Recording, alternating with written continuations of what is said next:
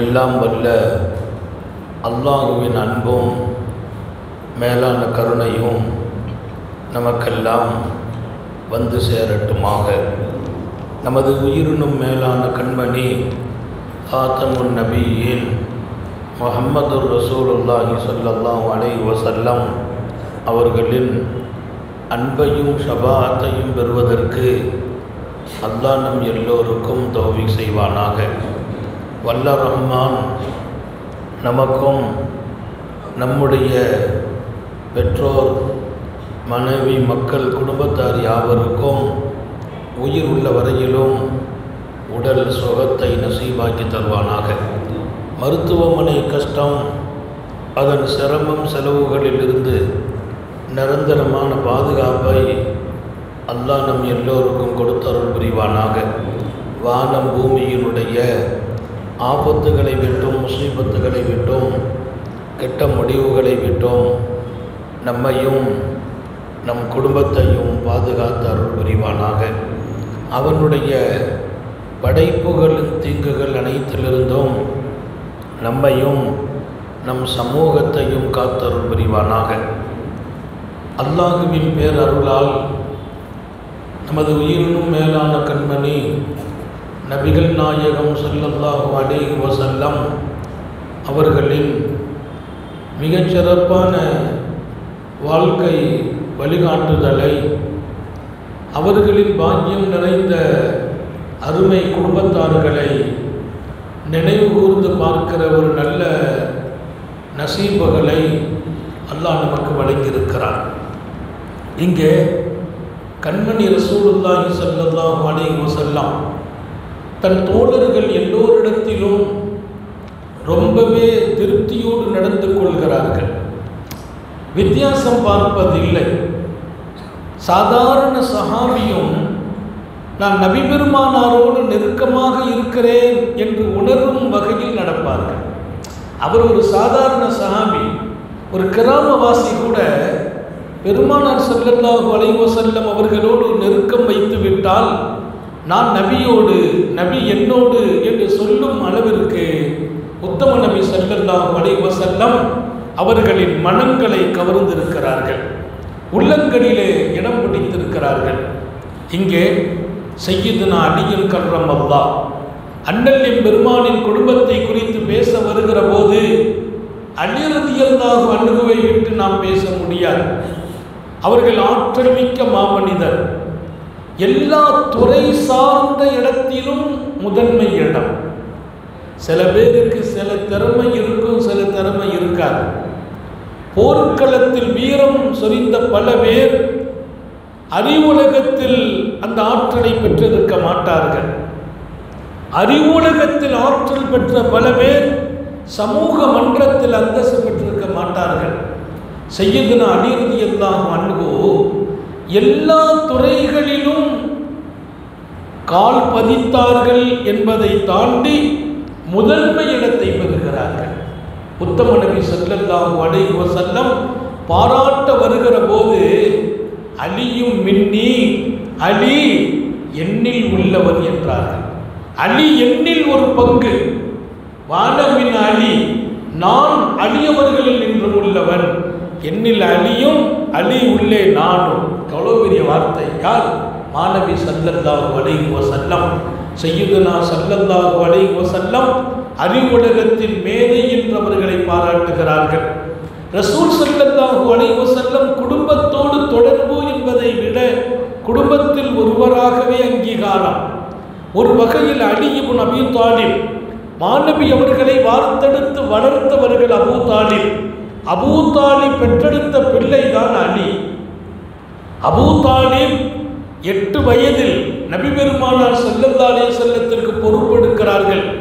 கிட்டத்தட்ட உத்தம நபி ஸல்லல்லாஹு அலைஹி வஸல்லம் 50 வயது வரும் வரையிலும் அபூ தாலிபின் தியாகத்தை எந்த ஒரு மூமினும் இந்த மண்ணில் மறக்க முடியாது. அபூ தாலிபின் தியாகம், அர்ப்பணிப்பு அண்ணல் பெருமான் ஸல்லல்லாஹு அலைஹி வஸல்லத்தை யாரும் நெருங்க விடாமல் தடுத்தது. அரபுலகம் அபூ தாலிபை சந்தித்து கொள்கை குழப்பம் முஹம்மது நபி செய்கிறார்கள், கொஞ்சம் நிறுத்துங்கள் என்று சொன்னபோது அந்த மக்களை கொஞ்சம் எச்சரிக்கிறார்களே தவிர உத்தம நபியை கூப்பிட்டு சொன்னார்கள், நீ விரிந்த வாழ்க்கை, விசாலமான இந்த பணியை மன வலிமையோடு செய் என்கிறார்கள் அபூ தாலிப். அப்படிப்பட்ட அபூ தாலிப் பெற்றெடுத்த அருந்தவ புதல்வர் சையதுனா அலியின் கர்ரமல்லாஹ். அன்னை பாத்திமா நாயகியோடு வாழ்ந்த காலம் ஒரு பொற்காலம், ஒரு பொற்காலம். அருமையான பாக்கியமுள்ள பிள்ளைகளை பெற்றெடுத்த காலம். பாத்திமா ரலியல்லாஹு அன்ஹா வாழ்ந்த காலம் வரையிலும் இன்னொரு பெண்ணோடு சையதுனா அலி அவர்களுக்கு நிக்காஹ் என்ற சிந்தனை கூட இல்லை. இதற்கு பின்னால் தான் அவர்கள் 8 மங்கையர்களோடு வாழ்ந்திருக்கிறார்கள். 8 மனைவியர்கள். 8 மனைவி என்றால் ஒரு மனைவி இல்லாமல் போகும்போது இன்னொரு மனைவி, ஏக காலத்தில் 4 மனைவி. பாத்திமா அல்லாமல் 4 மனைவியர்களோடு வாழ்வதற்கு அனுமதி. அதில் ஒரு மனைவி விடை பெற்றால், மரணித்தால் இன்னொரு மனைவி. 8 மனைவியர்கள், 8 பெண்கள், அவர்களுக்கு மனைவியாக வாழ்கிற ஒரு வாய்ப்பை அல்லாஹ் வழங்கினான். சையதுனா அலி அத்தனை பேர்களிடத்திலும் அருமையான நல்ல பெயர், பாக்கியமான குடும்பம். அந்த பெண்கள் எந்த குடும்பத்திலிருந்து வருகிறார்களோ சையதுனா அலியோடு அவர்கள் வாழ்க்கைப்படும் போது அவர்கள் அந்தஸ்தால் உயர்கிறார்கள், கண்ணியத்தால் ஜொலிக்கிறார்கள். அல்லாஹு சையதுனா அலியோடு இருந்தான். அலி அவர்களின் பிரியமான இடம் அல்லாஹ்வுக்கு இருந்தது என்றார்கள். ஸல்லல்லாஹு அலைஹி வஸல்லம் ஒரு கட்டத்தில் சொல்வாங்க, இந்த மண்ணில் ஒரு மனிதரை நீங்கள் பார்க்க வேண்டுமா, அல்லாஹ்வை நேசிக்கிறவரை, அல்லாஹ்வின் ரசூலை நேசிக்கிற ஒரு மனிதரை. நம்ம எல்லாரும் அல்லாஹ்வை நேசிக்கிறோம், அல்லாஹ்வுடைய நபியை நேசிக்கிறோம். ஸல்லல்லாஹு அலைஹி வஸல்லம் சொல்றாங்க, அல்லாஹ்வையும் அவர் நேசிக்கிறார், அல்லாஹ்வின் ரசூலை நேசிக்கிறார். அடுத்து ஒரு பாயிண்ட், யுஹிப்புல்லாஹு வ ரசூலுஹு, அல்லாஹ் அவரை நேசிக்கிறார், அல்லாஹ்வின் நபியும் அவரை நேசிக்கிறார்கள்.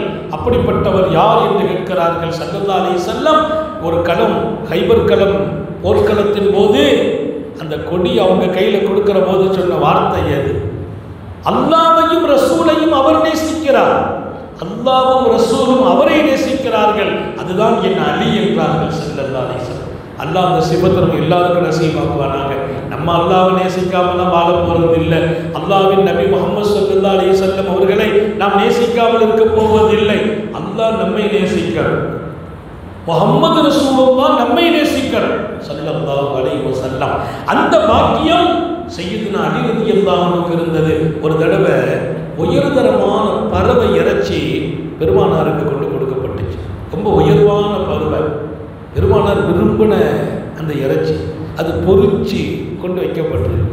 பெருமானார் அதை பார்க்குறாங்க ஸல்லல்லாஹு அலைஹி வஸல்லம். பார்த்துட்டு சொன்னார்கள மனசில், அல்லாஹ்வே இதை என் கூட இன்னொருத்தர் சாப்பிடணும், அவர் யாராக இருக்கணும்? பெருமானார் சொல்றாங்க, நீனும் நானும் நேசிக்கிற ஒரு மனிதர் வரணும், நீனும் நானும் நேசிக்கிற ஒரு மனிதர் என் கூட இருந்து இதை சாப்பிடக்கூடிய பாக்கியம் பெறணும் என்று மனசில் நினைக்கிறாங்க. நினைச்சிட்டு பிஸ்மில்லான்னு உட்கார்றாங்க. சையதுனா அலி ரலியல்லாஹு அன்ஹு உட்கார்றாங்க. சையதுனா அலி, பெருமானார் சிரிக்கிறாங்க. அலி ரலியல்லாஹு கேட்டாங்க, என்ன நாயகமே, தாங்கள் சிரித்தால் அர்த்தம் இருக்கும். ஆம் அலியே, நினைத்தேன் மனதில் இந்த உயர்வான இறைச்சியை என்னோடு ஒருவர் சாப்பிடணும். அவர் யார்? நானும் என் ரப்பும் நேசிக்கும் மனிதராக இருக்க வேண்டும் என்று நினைத்தேன். தாங்கள் வந்தீர்கள், அந்த சிபத்தை அல்லாஹ் தங்களுக்கே கொடுத்தான் என்றார்கள். காத்தமுன் நபியின் ஸல்லல்லாஹு அலைஹி வஸல்லம் அந்த உயர்வான பறவை இறைச்சியை அவர்களின் அருகாமையில் சையதுனா அலி ரலியல்லாஹு அன்ஹு உட்கார்றாங்க. சங்கை மிக்கவர்களே, அந்த 8 பெண்கள் அடுத்தடுத்து, ஒரு பெண் இல்லைன்னா இன்னொரு பெண், அப்படி வாழ்க்கை. அல்லாஹ் குழந்தை பாக்கியத்தை தான் எவ்வளவு கொடுத்தான். குழந்தை பாக்கியம் என்பது பெரிய நியாமத். அல்லாஹ் சொன்னான், அது என் கிஃப்ட்ங்கிறான் திருக்குர்ஆன்ல. யஹபு லிமன் யஷா, அல்லாஹ் நாடியவர்களுக்கு பெண் மக்களை, அல்லாஹ் நாடியவர்களுக்கு ஆண் மக்களை அன்பளிப்பாக கொடுப்பேன் என்கிறான். குழந்தை என்பது என் முயற்சிக்கு பின்னால் கிடைப்பது அல்ல. இல்லை, என்கிட்ட குறை இருக்குது, அவங்கள்ட்ட குறை இருக்குது, அப்படி பேசப்படும் விஷயம் அல்ல. குறைகளை தாண்டி, முயற்சிகளை தாண்டி என் கிஃப்ட்டுங்கிறான் அல்லாஹ். பிள்ளைகள் என்னுடைய கிஃப்ட். சையதுனா அலியின் கர்ரமல்லாஹ் அவர்களுக்கு அல்லாஹ் கொடுத்த மாபெரிய பாக்கியம், மாபெரிய பாக்கியம். வரலாறை திறந்து பார்த்தால் நான் ஆச்சரியப்பட்டு போனேன். அலி ரலியல்லாஹு அன்ஹு பெற்றெடுத்த தவ புதல்வர்களும் புதல்விகளும் 31 குழந்தைகள்.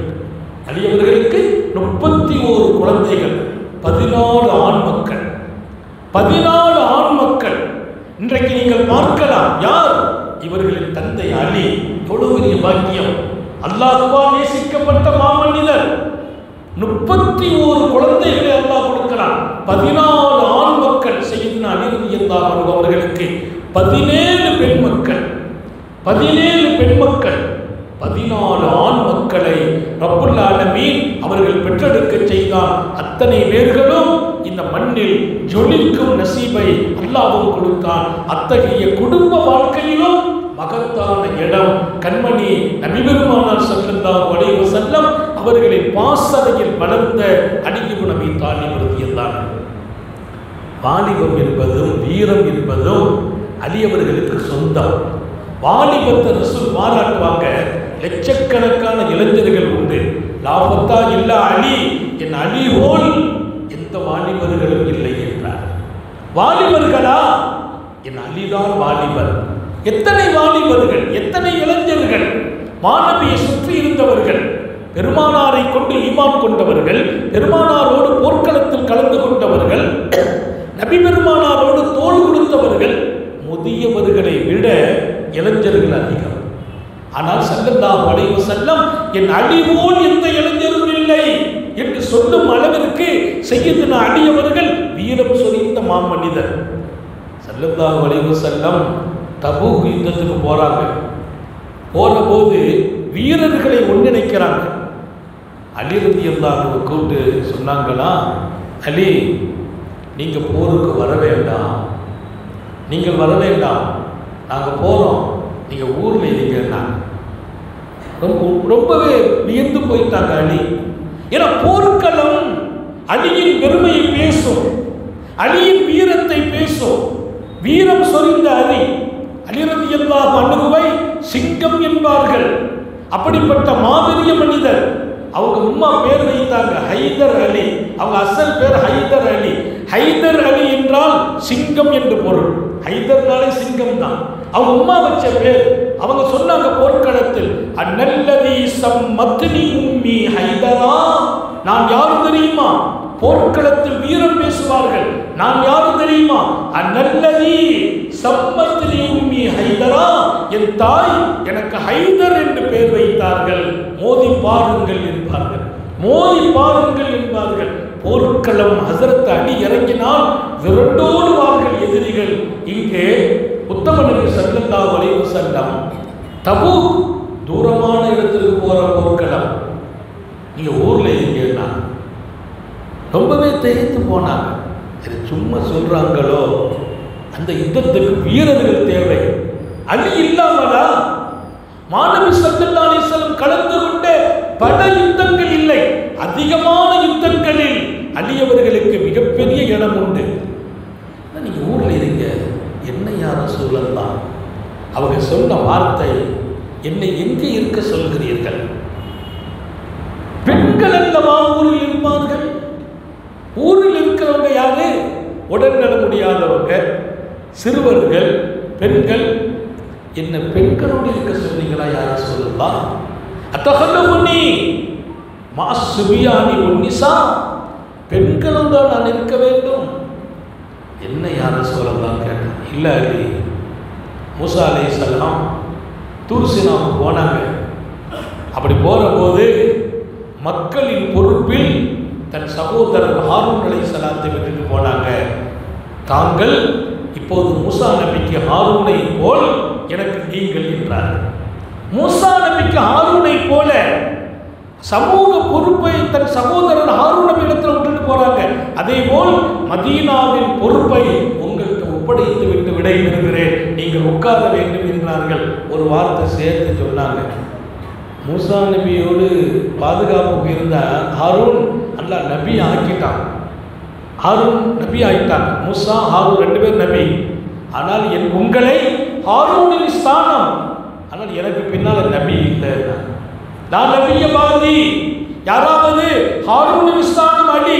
அப்படியானால் அலியும் நபி என்ற பேச்சு வரக்கூடாது, எனக்கு பின்னால் நபித்துவம் இல்லை, நீங்கள் ஹாரூனின் ஸ்தானம் என்றார்கள்.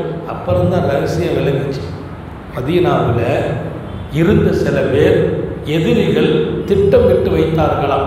நபி போயிடுவாங்க, எல்லாரும் போறாங்க, பெண்கள் தான் ஊர்ல இருப்பாங்க, சிறுவர்கள் தான் ஊர்ல இருப்பாங்க, எவ்வளவு பெரிய தூரம் அவங்க வர்றதுக்குள்ளால் மதீனாவை நஷ்டப்படுத்தி விடுவோம், பெண்களை நாம் சங்கடப்படுத்துவோம். அவங்க ஒரு திட்டம் போட்டு வச்சிருந்திருக்காங்க. யார்? நபிகள் நாயகம். மனிதர்கள் போடும் திட்டங்களும் சூழ்ச்சிகளும் அவர்களுக்கு உடனுக்குடன் அறிவிக்கப்படும். என் பெருமான் சொல்கிறார்கள், அலியே நீங்கள் இங்கே எனக்கு பின்னால் இருந்து மக்களின் பொறுப்பு உங்களிடம் என்று விடை பெற்றார்கள். ஆச்சரியம் என்ன தெரியுமா? பெருமானார் போயிட்டாங்க, சஹாபாக்கள் போயாச்சு, எதிரிகளுக்கெல்லாம் கொண்டாட்டம், எதிரிகளுக்கெல்லாம் சந்தோஷம்.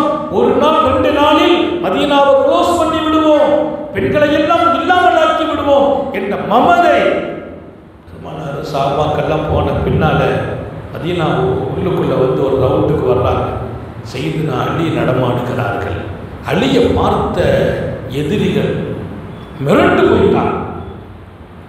திட்டமெல்லாம் முறியடிக்கப்பட்டு போச்சு. அலியா? அலி போகவில்லையா? எல்லாரும் சரண்டானாங்க. எந்த ஒரு சூழ்ச்சியும் செய்யவில்லை என்பதல்ல, மதீனா எல்லையிலே இவங்க நடமாடல.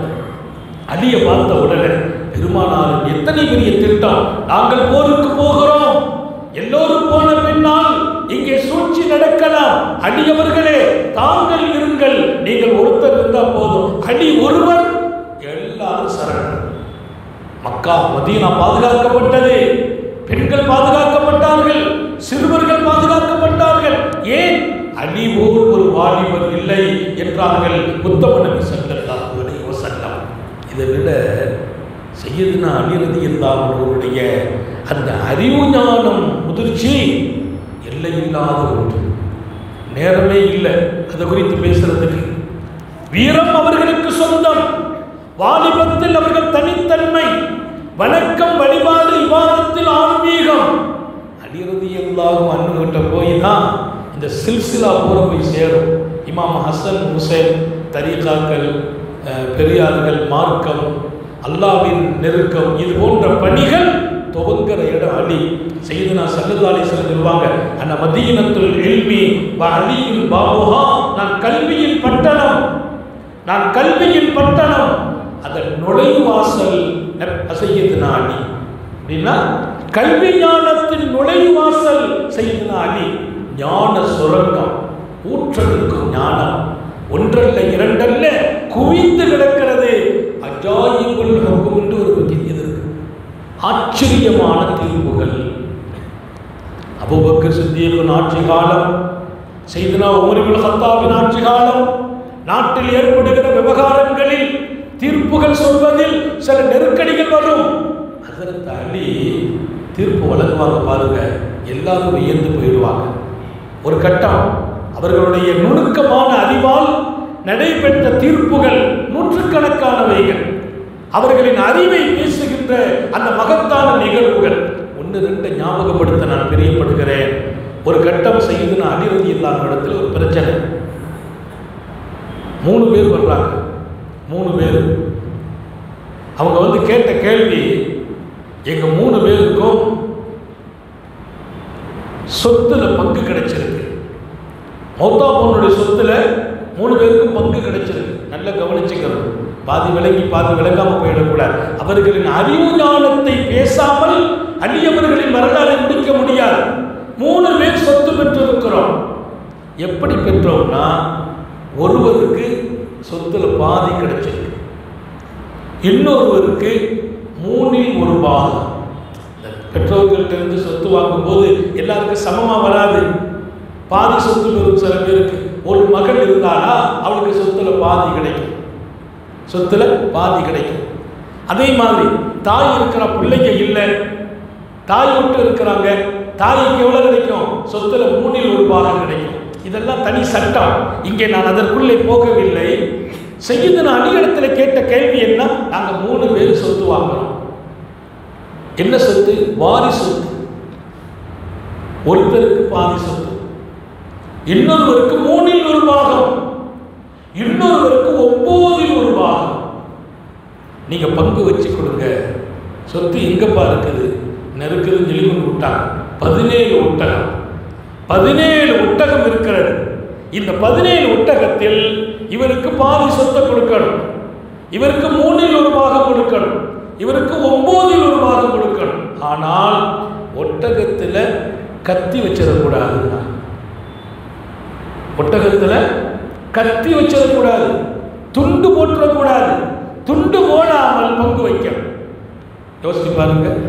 17 ஒட்டகத்தில் முதல்ல பாதி, அது 8 ஒட்டகம் தான், 8.5.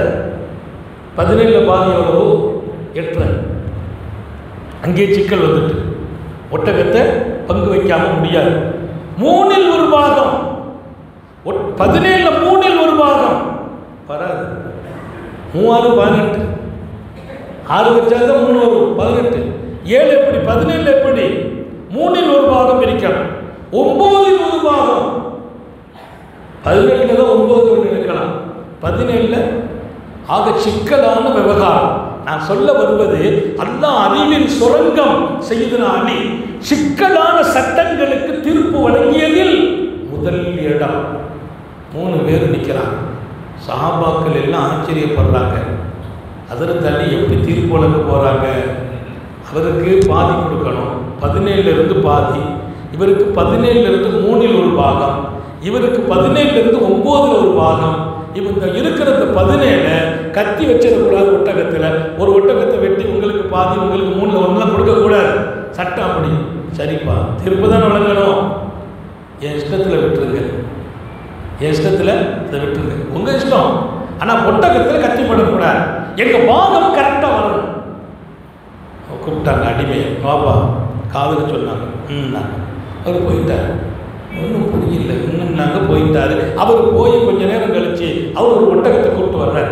அவர் ஒட்டகத்தை இழுத்துட்டு வர்றார். நிப்பாட்டுன்னா நிப்பாட்டியாச்சு. சொன்னாங்க, இது ஏன் ஒட்டகம், இது ஏன் ஒட்டகம், இந்த ஒன்றையும் அதோடு நான் சேர்த்து வச்சுக்கிறேன். அல்ஹம்துலில்லாஹ் நாங்கள் எல்லாரும், ஏன்னா 1 எக்ஸ்ட்ரா வந்து போச்சே, 17ஓட என் ஒட்டகம் 1 சேர்த்துக்கிடுவோம், 18 சம்மதம் தானே.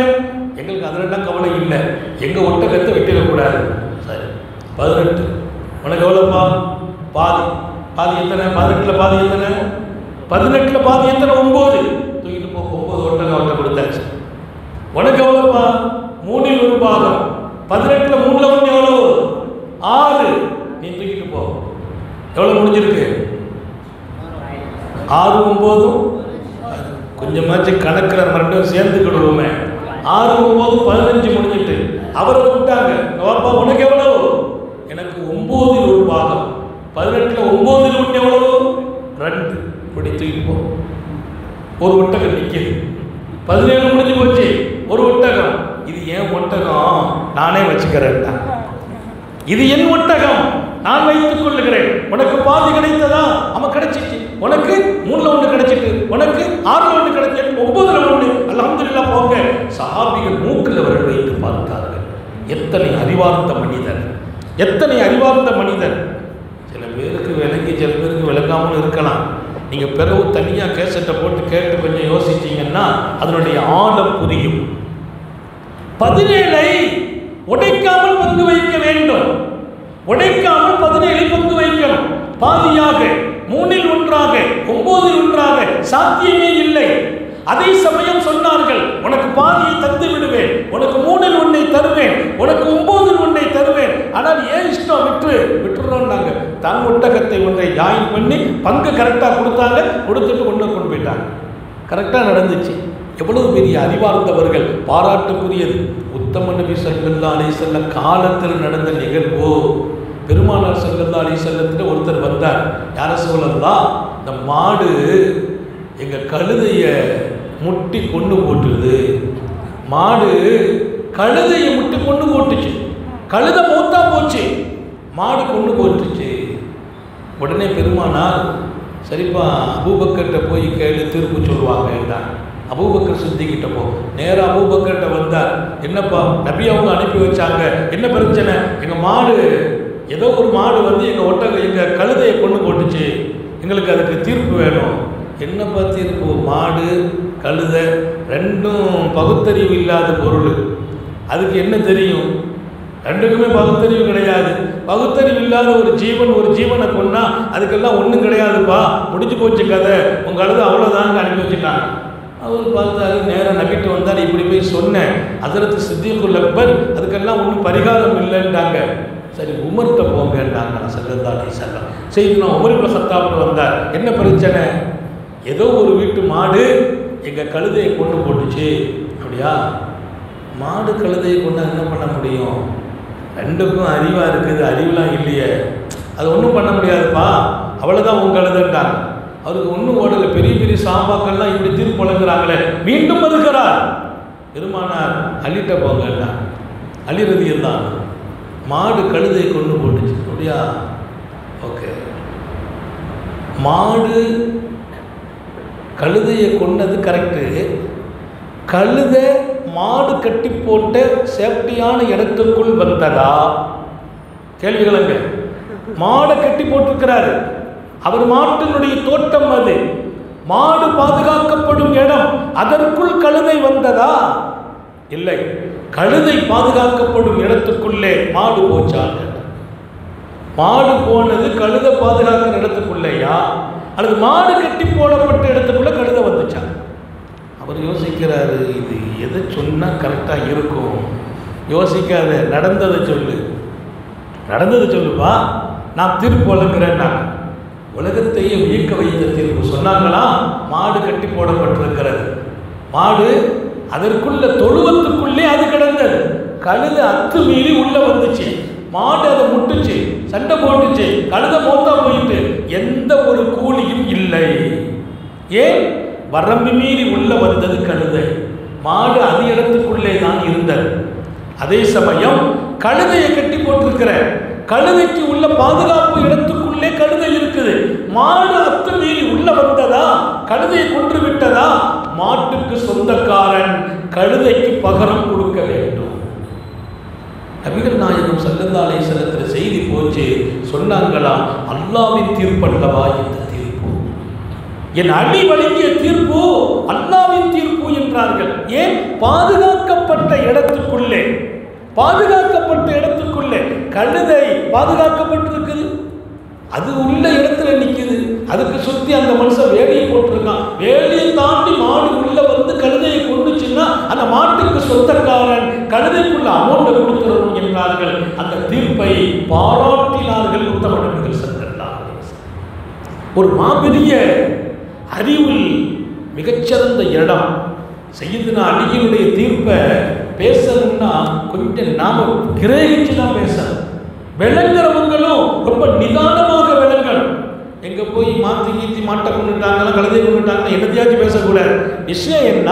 அவர்களின் அறிவை அண்ணலார் பாராட்டுகிறார்கள். உலகத்தில் யாரும் புலப்படாத அறிவு ஞானத்தை அல்லாஹ் சய்யிதுனா அலியில் கர்ரமல்லாஹு ஒரு யூதர் இருக்கிறாரு, அவர் அலியை வந்து கரெக்டாக அலி ரலியல்லாஹு தொழுகையில் பிரியும்.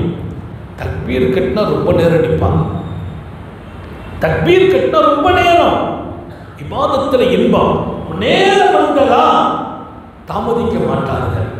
இப்படி ஒரு அருமையான அவர்களுக்கே உரிய ஒரு நிர்ணயத்தை உண்டாக்கியிருந்தார்கள். அவர் பார்க்குற அந்த யூதருக்கு தெரியும், கரெக்டாக தொழுகை ஃபாலோ பண்ணுவாங்க, அந்த நேரம் வந்தால் மிஸ் பண்ண மாட்டாங்க, யார் பேச்சு கொடுத்தாலும் கேட்க மாட்டாங்க. இப்போ போய் ஒரு சிக்கலான கேள்வி கேட்டோம்னா அடியை தொலை விடாமல் ஆக்கிறனா, எப்படியெல்லாம் சூழ்ச்சி, ஒரு சூழ்ச்சி எப்படி திகைக்க வைக்கிற கேள்வி. தொழுகைக்கு போகிற நேரம் அந்த அலி ரலியல்லாஹு அன்ஹு நபிகள் நாயகம் உங்களை புகழ்ந்தார்கள், நீங்கள் அறிவின் களஞ்சியம் என்று பாராட்டி இருக்கிறார்கள். ஒரே ஒரு விஷயம் எனக்கு தெரியணும், சந்தேகமா இருக்கு, எனக்கு தெரியல, கேளுப்பா. இல்லை கேள்வி கொஞ்சம் சிக்கலான கேள்வி, பரவாயில்லை, சிக்கலான கேள்வி என்கிறார் சய்யிதுனா அலியில் கர்ரமல்லாஹு, பரவாயில்லை நீ கேளுன்னா. அவர் ரொம்ப தூவம் போடுறார், இல்லை சீக்கிரமான பதில் சொல்ல முடியாது, கேளப்பா. ரொம்ப சில பேர் சொல்லுவாங்க விஷயம் ஒன்றும் இருக்காது. அவன் சொன்னாங்கலாம், உலகத்தில் இறைவனின் படைப்பை பார்த்தேன், இறைவனின் படைப்பை. நிறைய பிராணிகள் முட்டை போட்டு குஞ்சு பொரிக்கிறது, நிறைய பிராணிகள் குட்டி போட்டு பால் கொடுக்கிறது. முட்டை போட்டு குஞ்சு பொரிக்கும் பிராணிகளும் உண்டு, குட்டி போட்டு பால் கொடுக்கிற பிராணியும் உண்டு. எத்தனை என்னென்ன பிராணிகள் முட்டை போடுது, என்னென்ன பிராணிகள் குட்டி போடுது.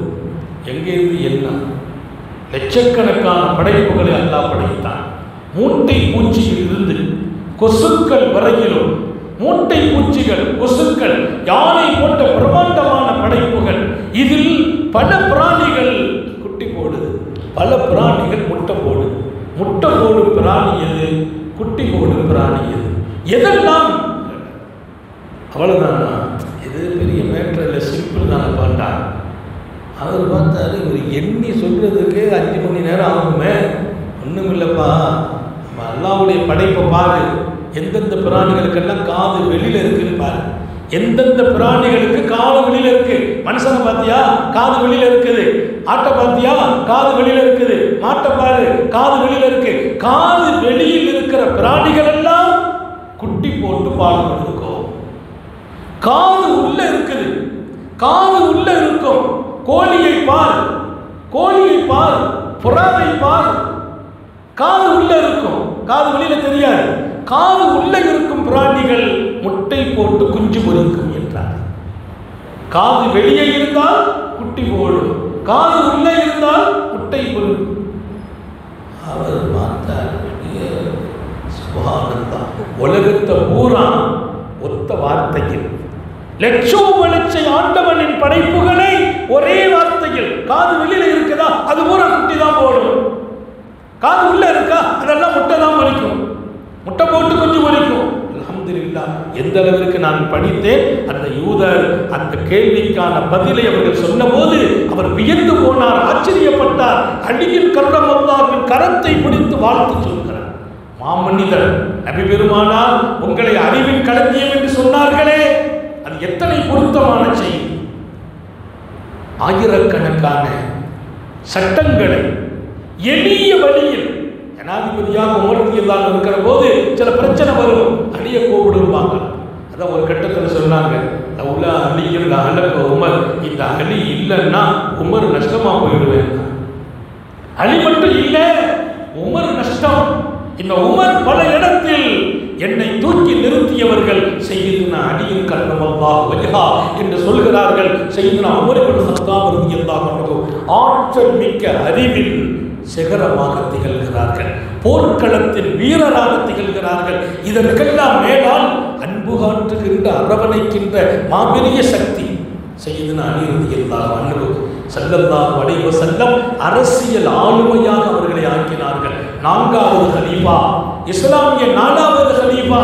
பிரச்சனை நிறைந்த காலத்தில் ஆட்சி பொறுப்புக்கு வருகிறார்கள் அலி ரலியல்லாஹு அன்ஹு. அலி ரலியல்லாஹு அன்ஹுக்கு இருந்த அந்த ஆட்சியின் அதிகாரம் மிகப்பெரிய பலம். ஆனால் சஹாபாக்களுக்குள்ளேயே சர்ச்சைகள் இருந்த காலம், எதிர்ப்புகள் வளர்ந்திருக்கிறது, அரசியல் பின்னணிகளில் நிறைய விவகாரங்கள் இருக்கிறது. அத்தனையிலும் சையதுனா அலி ரலியல்லாஹு அன்ஹு மகத்தான சக்தி உடையவர்கள், எளிமையான வாழ்க்கை உடையவர்கள். எளிமைனா எவ்வளவு எளிமை, ரொம்ப எளிமை. நான் படித்து ரொம்ப ஆச்சரியப்பட்டேன். அலி ரலியல்லாஹு அன்ஹு அவங்களுக்கும் முஆவியா ரலியல்லாஹு அன்ஹு அவங்களுக்கும் எதிரே போட்டி நடக்குது, போர் நடக்குது. ஆயிஷா ரலியல்லாஹு அன்ஹா அவங்களை எதிர்த்து இவங்களுக்குள்ள போர். அந்த போர்க்களத்தில் அலி ரலியல்லாஹு அன்ஹு அவங்களுடைய சிப்பாய் ஒருத்தரை முஆவியா மிஸ்ஸில் வர்றாங்க. தன்னுடைய சிப்பாய்களுக்கு விருந்து கொடுக்கப்படுற இடம், அந்த விருந்து கொடுக்கப்படுற இடத்தை சுற்றி பார்க்கிறாங்க முஆவியா. அங்கே புதுசாக ஒரு ஆள் இருக்கிறார். நீ யாருன்னு கேட்டாங்க. நான் அலி ரலியல்லாஹு அன்ஹு சிப்பாய் இல்லை. இங்கே எதுக்குப்பா வந்திருக்க?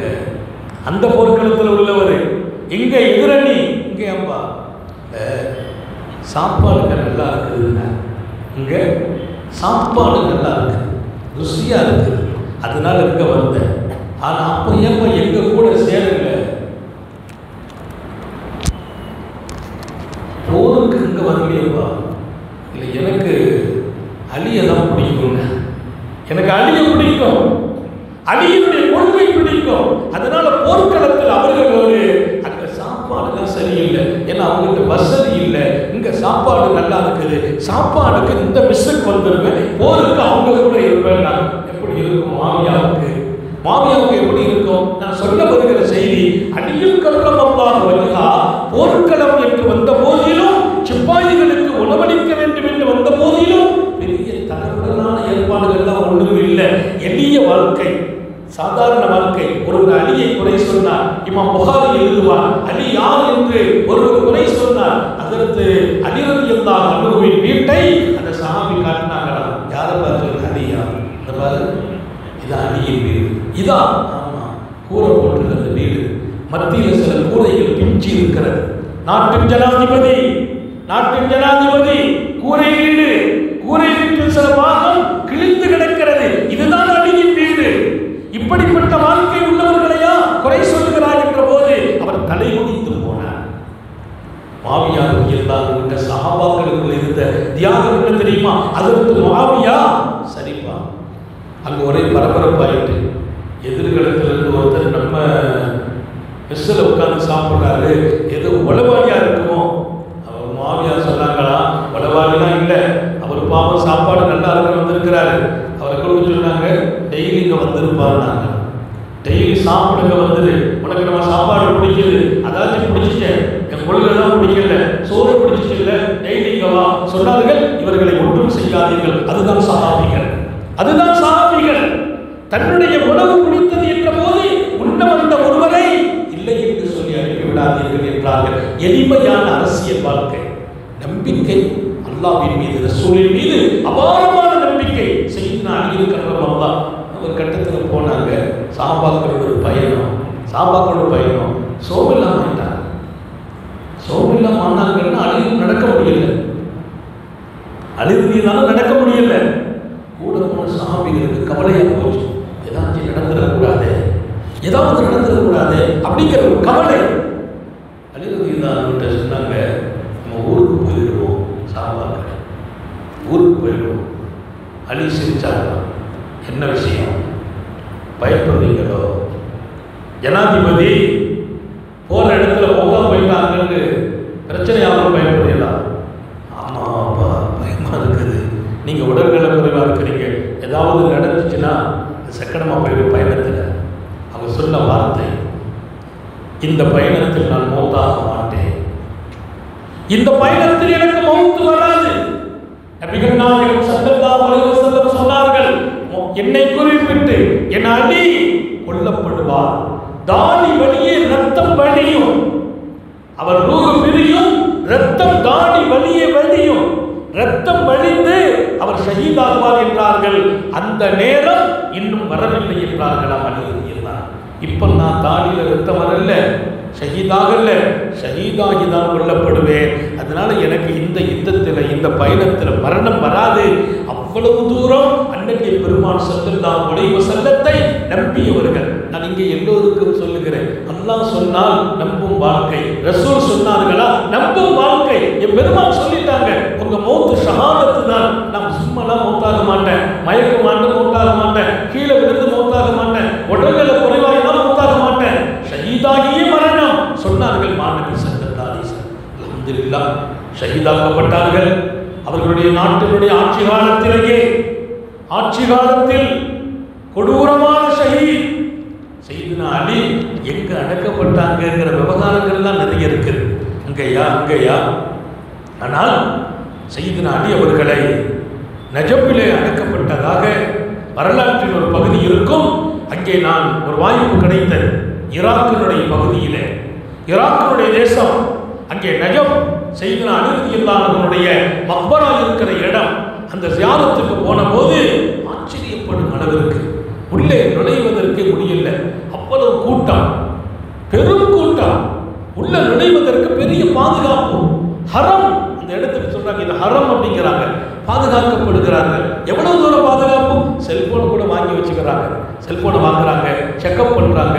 அந்த எப்படி ஏர்போர்ட்டில் போகும்போது செக்அப் பண்ணுவாங்களா, அது மாதிரி கையெல்லாம் தூக்கி காட்டணும், தூக்கி எல்லாம் ஃபுல் செக்கப்புக்கு பின்னால் தான் செய்யினா அலியின் ஜியாராவுக்கு போக முடியும். ஃபுல் செக்கப் உடம்பு, அதுக்கு பின்னால் உள்ளே போனால் சுபஹானல்லாஹ் நம்மளை மறந்துடுவோம். ஹாஸ்டலில் கால் வைக்கும் போது அத்தரால் கழுகி இருக்கிறார்கள். அத்தர்னா எப்படி? அந்த மாதிரி ஒரு மனம் துன்யாவிலேயே இல்லை.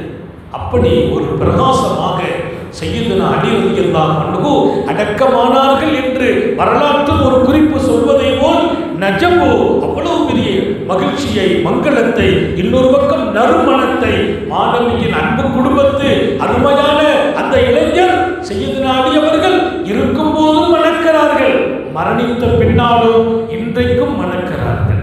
அல்லாஹ் அப்படிப்பட்ட மகத்துவம் நிறைந்த மாமனிதர்களை நாம் நினைத்து பார்ப்பதே நமக்கு பெரிய பாக்கியம். அவர்களை பற்றி பேசுவதும் ஒரு பெரிய பாக்கியம். பெருமானார் ஸல்லல்லாஹு அலைஹி வஸல்லம் என்னை பார்க்க வேண்டுமா, என் அலி இல்லாமல் நான் இல்லை என்றார்களே, அந்த வார்த்தை எத்தனை ஆயிரம் முறை கேட்பதற்கு நமக்கு மனமெல்லாம் மகிழ்கிறது. நான் இல்லாமல் என் அலி இல்லை, அலி இருக்கும் இடத்தில் நான் இருக்கிறேன் என்றார்கள். இதை விட அவர்களின் புகழை என்ன சொல்வது? அத்தகைய மாமனிதர் சய்யிதுனா அலி கர்ரமல்லாஹ், இமாம் ஹசனின் தந்தை, இமாம் ஹுசைனின் தந்தை, இமாம் முஹ்சினின் தந்தை, பாக்கியமான சொவனத்து பிள்ளைகளின் தந்தையாக ஹஜ்ரத் அலி ரலியல்லாஹு அன்ஹு திகழ்ந்தார்கள். எல்லாம் வல்ல அல்லாஹ் அருளுக்குரிய இந்த மனிதர்களை நாம் நினைப்போம், போற்றுவோம், அவர்களை புரிந்து கொள்வோம். அவர்கள் போன பாதை வெளிச்சமான பாதை, அல்லாஹ்வோடு ரசூலோடு அழகிய இன்பம் கொண்ட பாதை. அந்த பாதையை பின்தொடர அல்லாஹ் தௌஃபீக் செய்வானாக. ஹயாத் வரையிலும் அல்லாஹ் பாதுகாப்பானாக, சோதனைகளிலிருந்து பாதுகாப்பானாக, கெட்ட முடிவுகளிலிருந்து பாதுகாப்பானாக. விடும் மூச்சோ எழும் பேச்சோ அவன் சிந்தனையாக்கி வைப்பானாக. ஓடும் இரத்தமும் அவன் அன்புகளந்து ஓடச் செய்வானாக. நீண்ட நெடிய நாட்கள் நோய் நொடிகள் இல்லாமல் உடல் ஆரோக்கியத்தோடு மன நிறைவோடு இன்பத்தோடு அல்லாஹுவை நின்று வணங்கி வழிபட்டு வாழும் நசீபையும் பாக்கியத்தையும் எல்லாம் வல்ல அல்லாஹ் உங்களுக்கும் எனக்கும், நம்மை ஈன்றெடுத்த தாய் தந்தையர்களுக்கும், நமது மனைவி, மக்கள், உற்றார், உறவினர் யாவருக்கும் கொடுத்த அருள் புரிவானாக. நமது உயிரோடு மேலான கண்மணி காத்தமுன் நபியின் சர்க்காரை ஆலம் சுந்தர நபிகள் ஸல்லல்லாஹு அலைஹி வஸல்லம் அவர்களை கனவிலும் நனவிலும் கண்டுகளிக்கும் பெரும் பாக்கியத்தை அல்லாஹ் நம் எல்லோருக்கும் கொடுத்தருள் புரிவானாக. இந்த நல்ல துஆக்களோடு உங்கள் எல்லோருடைய துஆவை ஆதரவு வைத்து என் வார்த்தைகளை நிறைவுபடுத்துகிறேன். வாஹிரு தஅவானா அனில் ஹம்துலில்லாஹி ரப்பில் ஆலமீன். அஸ்ஸலாமு அலைக்கும் வரஹ்மத்துல்லாஹி வபரகாத்துஹு.